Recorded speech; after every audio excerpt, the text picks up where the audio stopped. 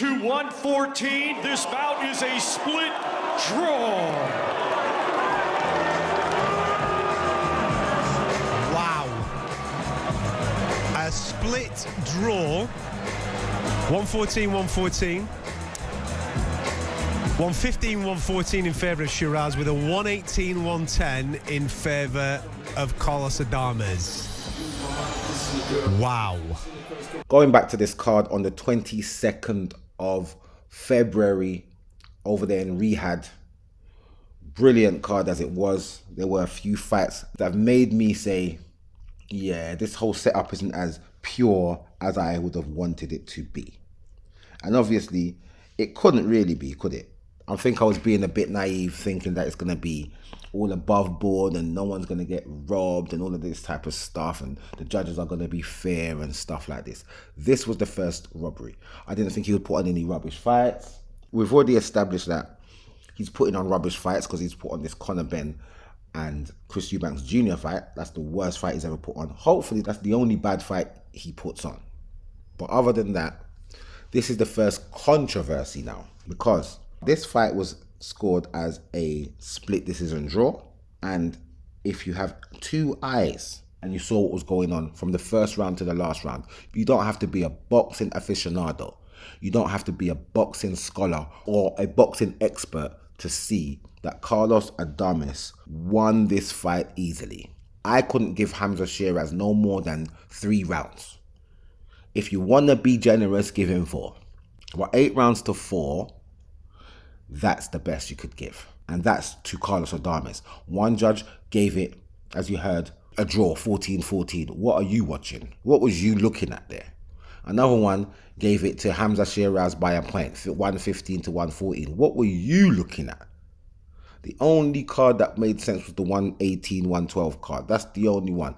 Adames, 118-112. That's the only card that made sense. The rest of them was just a load of rubbish. That was terrible officiating. That was terrible judging. It was ridiculous. No one's going to talk about it. No one's going to say anything about it. We're just going to let it ride. But it was horrible. Horrible. Yeah?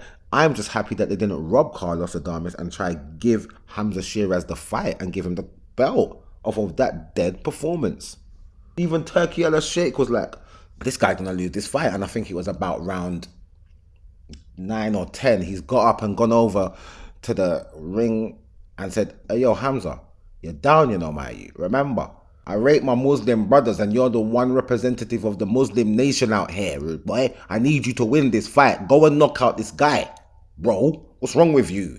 What's wrong with letting your fist go, brother? But by this time, the hand injury must have really set in because this was later on in the fight. But everyone's going mad about it on Twitter and on the socials, talking about, Turkey is corrupt and us Americans, we can't go over there. Look what he's doing. He's going and telling Hamzah Sheeraz that he's down. Are you dumb? This happens all the time. This happens all the time in America. You are stupid, you know. You are dunce, man. What about when Floyd went over there to Tank and said, Tank, you're losing this fight, no? You're losing the fight. Tank, you're losing. And then he went in there and won. What about when Crawford was fighting Sean Porter? And someone went over to Crawford at the end of one of them rounds. I think it was round 9 at the end of the round. Just before he knocked him out and said, you're down on the cards. And Crawford was like, how? And my mum was like, you're down on the cards, bruv. Just letting you know. It's like, all right, cool. All right, say no more. Say no more. Went in there, boom, boom, ping, pang, pong, knocked him out. It happens all the time. You don't need to shut up. You don't need to stop the crying.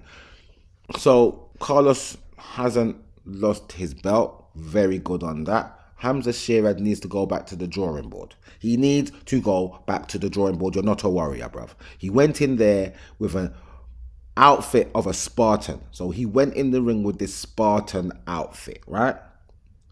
And after round 2 or 3, he looked more like a man in a skirt with lycra shorts than a Spartan. He looked more like a cross-dresser than a Spartan. Okay? You did not look like a warrior. You looked girly in there, bruv. And I'm not talking about these females that are boxing and want to fight. I'm talking about a ballerina who's been put in the boxing ring. That's how you looked, Hamzah Sheeraz. You look like a fish out of water, mate.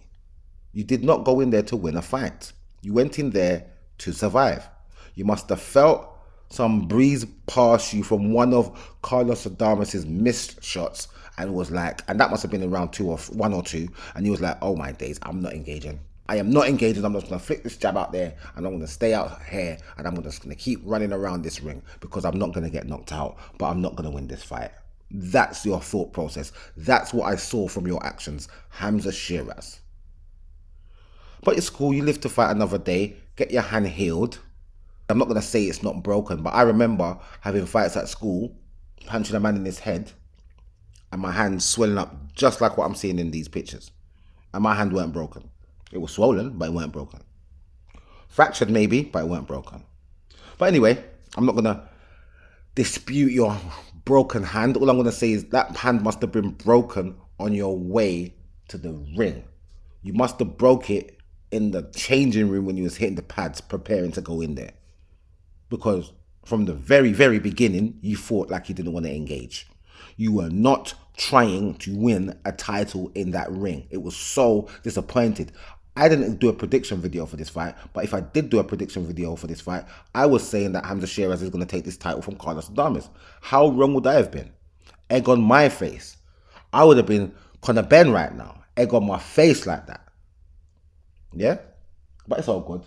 I don't care if I get it wrong or right when I do my predictions. I just predict what I think. I don't care about getting it wrong or right.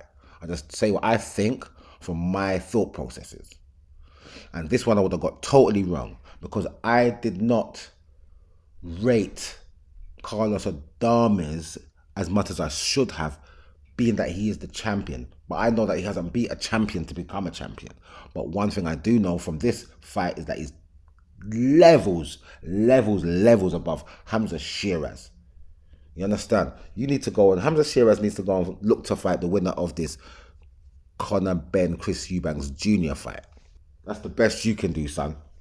But anyway, that's the end of that. Carlos Adames keeps his title. Hamzah Sheeraz goes back to the drawing board, and I will see you guys in the next video.